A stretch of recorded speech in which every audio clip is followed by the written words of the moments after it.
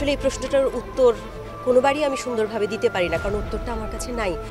অবশেষে রাষ্ট্রবিরোধী ষড়যন্ত্রে জড়িত থাকার অভিযোগে অভিনয়শিল্পী মেহর আফরোজ শাওনকে আটক করা হয়েছে।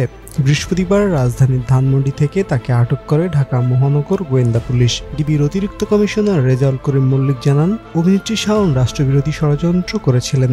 এমন অভিযোগের ভিত্তিতেই তাকে জিজ্ঞাসাবাদের জন্য ডিবির হেফাজতে নেওয়া হয়েছে। আগামীকাল তাকে সুনির্দিষ্ট মামলায় আদালতে উত্থাপন করে রিমান্ড চাওয়া হবে।